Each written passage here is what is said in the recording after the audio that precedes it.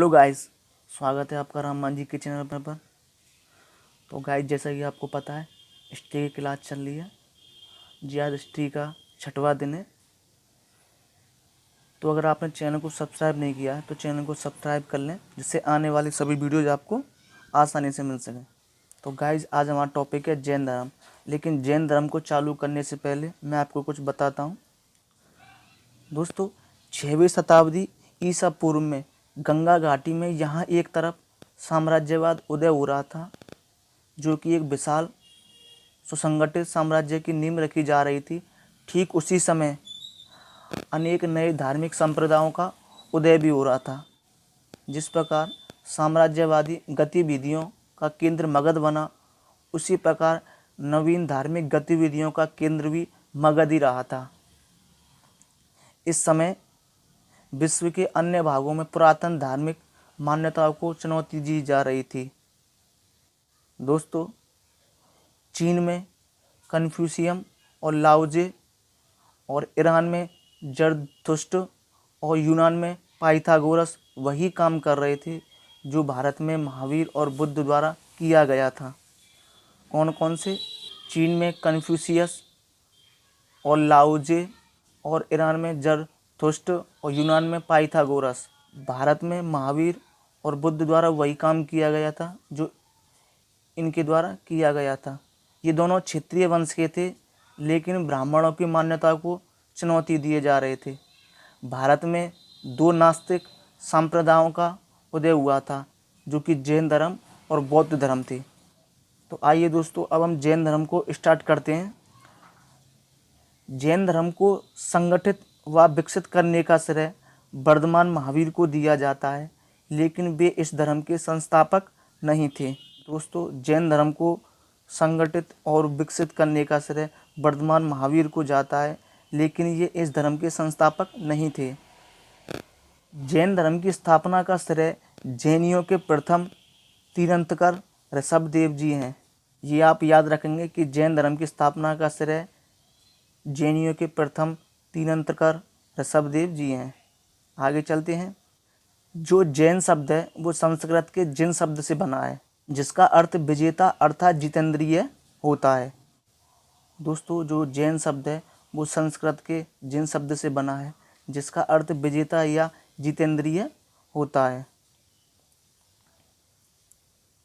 आगे है, जैन धर्म के 23वें तीर्थंकर पार्श्वनाथ थे, जो काशी के इक्ष्वाकु वंशीय राजा अश्वसेन के पुत्र थे। जैन धर्म के 23वें तीर्थंकर थे पार्श्वनाथ जी, वो काशी के इक्ष्वाकु वंशीय राजा अश्वसेन के पुत्र थे। आगे चलते हैं। महावीर स्वामी जैन धर्म के 24वें तथा अंतिम तीर्थंकर थे। ये आप याद रखेंगे कि महावीर स्वामी जो जैन धर्म के तीर्थंकर थे वो 24वें और अंतिम थे। महावीर स्वामी का जन्म 540 ईसा पूर्व में कुंडग्राम, जो कि वैशाली के निकट है, उधर हुआ था। ये आप याद रखेंगे कि महावीर स्वामी का जन्म 540 ईसा पूर्व में कुंडग्राम वैशाली के निकट में हुआ था। इनके पिता का नाम सिद्धार्थ था, जो कुल के सरदार थे। इनके पिता कौन थे? सिद्धार्थ थे। और माता त्रिशला देवी थी, जो लिच्छवी राजा चेटक की बहन थी। माता कौन थी इनकी? त्रिशला देवी, जो लिच्छवी राजा चेटक की बहन थी। आगे है, महावीर स्वामी की पत्नी का नाम यशोदा था। इनकी जो पत्नी का नाम था यशोदा था। इनकी पुत्री का नाम अनुजा प्रियदर्शनी था, और जो इनकी पुत्री थी उसका नाम अनुजा प्रियदर्शनी था। महावीर स्वामी के बचपन का नाम वर्धमान था। ये आप याद रखेंगे कि महावीर स्वामी के बचपन का नाम क्या था? वर्धमान। आगे है, महावीर स्वामी ने 30 वर्ष की आयु में माता पिता की मृत्यु के बाद अपने बड़े भाई नंदीवर्धन से अनुमति लेकर सन्यासी जीवन को स्वीकारा था। दोस्तों, महावीर स्वामी जब 30 वर्ष के हुए तो इनके माता पिता की मृत्यु हो गई। तब इन्होंने अपने बड़े भाई नंदीवर्धन से अनुमति ली और सन्यासी जीवन को स्वीकार किया था। आगे है, 12 वर्षों की कठिन तपस्या के बाद जृंबिका ग्राम में ऋजुपालिका नदी के किनारे साल वृक्ष के नीचे इनको ज्ञान की प्राप्ति हुई। इसी समय इनका नाम महावीर पड़ गया था। जृंबिका ग्राम जो कि हजारीबाग के निकट यहाँ पर पार्श्वनाथ की पहाड़ियों में स्थित है। और जो ऋजुपालिका नदी है उसकी पहचान बराक नदी जो कि दामोदर नदी के निकट से की गई है। क्लियर दोस्तों। तो 12 वर्ष की कठिन तपस्या के बाद जृंबिका ग्राम में ऋजुपालिका नदी के किनारे और जो कि साल वृक्ष के नीचे ज्ञान प्राप्त हुआ था, तभी से इनका नाम महावीर पड़ गया था। क्लियर। आगे चलते हैं। इन्होंने अपने उपदेश प्राकृत यानी कि अर्धमागधी भाषा में दिए हैं। जो महावीर स्वामी ने अपने उपदेश दिए वो प्राकृत यानी कि अर्धमागधी भाषा में दिए थे। आगे है, महावीर के अनुयायियों को निग्रंथ कहा जाता है। जो इनके अनुयायी हैं उनको निग्रंथ कहते हैं। महावीर के प्रथम अनुयायी इनके दामाद जामिल थे। जो महावीर के जो प्रथम अनुयायी थे वो इनके दामाद जामिल थे। प्रथम जैन भिक्षुणी नरेश दधिवान की पुत्री चंपा थी। जो प्रथम जैन भिक्षुणी थी वो नरेश दधिवान की पुत्री चंपा थी। आगे है, महावीर ने अपने शिष्यों को 11 गणधरों में विभाजित किया था। जैन धर्म का सबसे बड़ा केंद्र चंपा नगरी था। जो जैन धर्म का जो सबसे बड़ा केंद्र था वो चंपा नगरी था।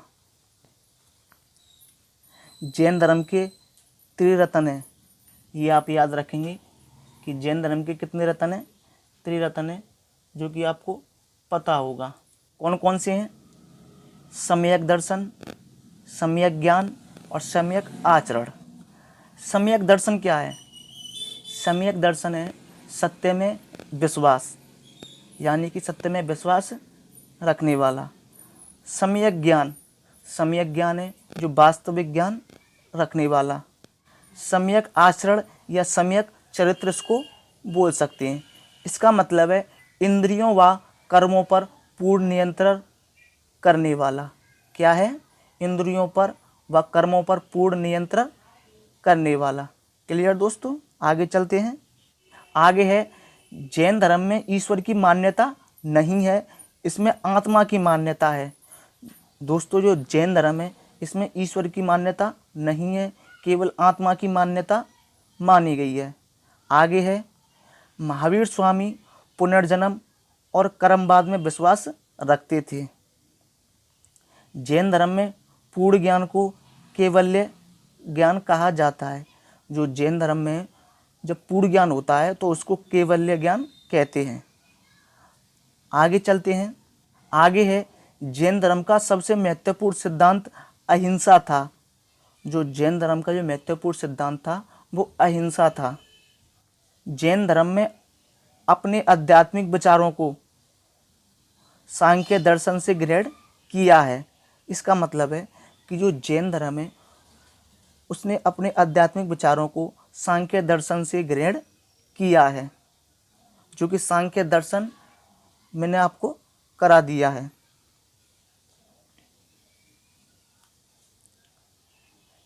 जैन धर्म को मानने वाले कुछ राजा थे। उनमें उदयन बंद राजा, चंद्रगुप्त मौर्य, खारवेल, अमोघ वर्ष जो कि राष्ट्रकूट राजा था, और चंदेल शासक थे। कौन कौन से राजा थे जो जैन धर्म को मानने वाले थे? उदयन, बंद राजा, चंद्रगुप्त मौर्य, खारवेल, अमोघ वर्ष जो कि राष्ट्रकूट राजा थे, और चंदेल शासक थे। आगे है, मौर्योत्तर युग में मथुरा जैन धर्म का प्रसिद्ध केंद्र था। मथुरा कला का संबंध जैन धर्म से है। ये क्वेश्चन कई बार आया है कि मौर्योत्तर युग में मथुरा जैन धर्म प्रसिद्ध केंद्र था। क्वेश्चन ये बना है कि मथुरा कला का संबंध किस धर्म से है? तो किस धर्म से है? जैन धर्म से संबंध है। जैन तीर्थंकर की जीवनी कल्पसूत्र नामक पुस्तक में है, जो भद्रबाहु ने लिखी थी। जैन तीर्थंकर की जो जीवनी है वो कल्पसूत्र पुस्तक में है, और ये कल्पसूत्र पुस्तक भद्रबाहु ने लिखी थी। दोस्तों, जैन मठों को बसदी कहा जाता है। जो जैन मठ होते हैं उनको बसदी कहते हैं। आगे है खजुराहो, जो कि मध्य प्रदेश में है। उधर जैन मंदिर का निर्माण चंदेल शासकों द्वारा किया गया था। इसको याद रखेंगे दोस्तों कि खजुराहो में जैन मंदिर का निर्माण चंदेल शासकों द्वारा किया गया था। 72 वर्ष की आयु में महावीर स्वामी की मृत्यु, क्योंकि मृत्यु को क्या कहा गया है? निर्वाण। तो मृत्यु 468 ईसा पूर्व में बिहार राज्य के पावापुरी राजगीर में हुई थी। ये पावापुरी कहाँ है? राजगीर में है दोस्तों। 72 वर्ष की आयु में महावीर स्वामी की मृत्यु को निर्वाण कहा गया है। तो उनकी मृत्यु 468 ईसा पूर्व में बिहार राज्य के पावापुरी, जो कि राजगीर में हुई थी। दोस्तों, अनेक विद्वान महावीर की जो जन्म तिथि है वो 30 मार्च 599 ईसा पूर्व, और जो इनकी निर्वाण तिथि है यानी कि मृत्यु तिथि है वो 15 अक्टूबर 527 ईसा पूर्व मानते हैं। जबकि प्राचीन इतिहास, जो हमारी पुरानी NCERT की बुक है जिसके लेखक रामशरण शर्मा हैं, उसी के अनुसार जो इनकी जन्म तिथि है वो 540 ईसा पूर्व है, और जो मृत्यु तिथि है यानी कि निर्वाण तिथि है वो 468 ईसा पूर्व तिथि को उचित माना गया है। क्लियर दोस्तों।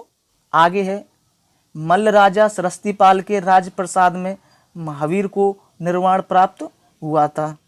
जो मल्ल राजा थे सरस्वतीपाल, उनके राजप्रसाद में महावीर जी को मृत्यु या निर्वाण प्राप्त हुआ था। आगे है त्रिरत्न के अनुशीलन में निम्न 5 महाव्रतों का पालन अनिवार्य था। दोस्तों, जो त्रिरत्न थे उनके अनुशीलन में 5 महाव्रतों का पालन करना अनिवार्य था, जिनमें अहिंसा, सत्यवचन, अस्तेय, अपरिग्रह और ब्रह्मचर्य। अहिंसा क्या था दोस्तों? जीव की हिंसा ना करना। क्या था अहिंसा? जीव की हिंसा ना करना। नेक्स्ट है सत्यवचन। सत्यवचन क्या है? सदा सत्य व मधुर बोलना चाहिए। अस्तेय, अस्तेय का है चोरी ना करना।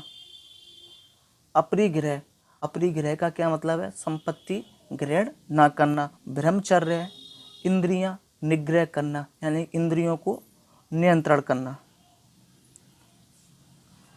इनका प्रतीक चिन्ह सिंह था। जो महावीर स्वामी का जो प्रतीक चिन्ह था वो सिंह था। आगे चलते हैं। प्रथम जैन संगति 300 ईसा पूर्व में पाटलिपुत्र में हुई थी। ये आप याद रखेंगे कि जो प्रथम जैन संगति हुई थी वो 300 ईसा पूर्व में पाटलिपुत्र में हुई थी, जिसका अध्यक्ष स्थूलभद्र था। कौन इसका अध्यक्ष था? स्थूलभद्र।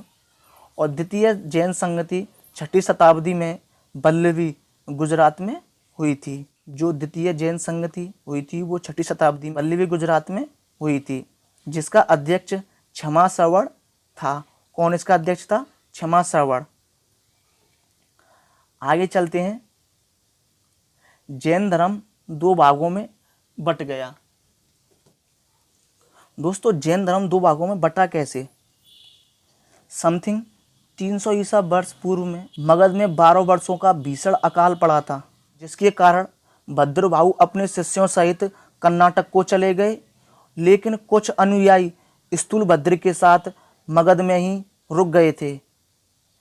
भद्रबाहु के वापस लौटने पर मगध के साधुओं से उनका गहरा मतभेद हो गया था। जो भद्रबाहु जब वापस लौट के आए थे तो मगध में जो स्थूलभद्र रुके हुए थे वहाँ के साधुओं और उनमें काफ़ी मतभेद हो गया था, जिसके परिणाम स्वरूप जैन मत 2 भागों में बट गया था। तो कौन कौन से भागों में बटा था? श्वेतांबर, श्वेतांबर थे जो श्वेत वस्त्र धारण करने वाले थे। नंबर 2 है दिगंबर जो कि नग्न रहने वाले थे। श्वेतांबर स्थूलभद्र या स्थूलभाऊ भद्र के शिष्य थे। ये आप याद रखेंगे कि जो श्वेतांबर थे वो स्थूलभद्र या स्थूलभाऊ भद्र के शिष्य थे। आगे है दिगंबर, जो दिगंबर थे वो भद्रबाहु के शिष्य थे। ये आप याद रखेंगे कि दिगंबर भद्रबाहु के शिष्य थे और श्वेतांबर स्थूलभद्र के शिष्य थे। दोस्तों, जैन धर्म से संबंधित कुछ पर्वत हैं। कैलाश पर्वत, ये कहाँ है? नेपाल में। तो कैलाश पर्वत जो कि नेपाल में है, उधर ऋषभदेव जी का शरीर त्याग हुआ था। नेक्स्ट है संवेद पर्वत जो कि झारखंड में है, उधर पार्श्वनाथ का शरीर त्याग हुआ था। कैलाश पर्वत जो कि नेपाल में है, उधर ऋषभदेव जी का शरीर त्याग हुआ था। संवेद पर्वत जो कि झारखंड में है, उधर पार्श्वनाथ जी का शरीर त्याग हुआ था। विपुलांचल पर्वत जो कि बिहार में है, उधर महावीर जी का प्रथम उपदेश हुआ था। ये आप याद रखेंगे कि विपुलांचल पर्वत है जो कि बिहार में, उधर महावीर जी का प्रथम उपदेश हुआ था। माउंट आबू पर्वत जो कि राजस्थान में है, उधर दिलवाड़ा जैन मंदिर है और जैन मंदिर में ऋषभदेव जी की मूर्ति लगी हुई है। ये आप याद रखेंगे कि माउंट आबू पर्वत कहाँ है? राजस्थान में, जो कि दिलवाड़ा में है, जैन मंदिर है, उधर ऋषभदेव जी की मूर्ति है। शत्रुंजय पर्वत जो कि गुजरात में है, उधर जैन मंदिर है। जो शत्रुंजय पर्वत है वो गुजरात में है, उधर जैन मंदिर है। क्लियर दोस्तों? तो दोस्तों, आज हमने किया जैन धर्म टॉपिक। तो मिलते हैं नेक्स्ट क्लास में नेक्स्ट सेशन के साथ। धन्यवाद।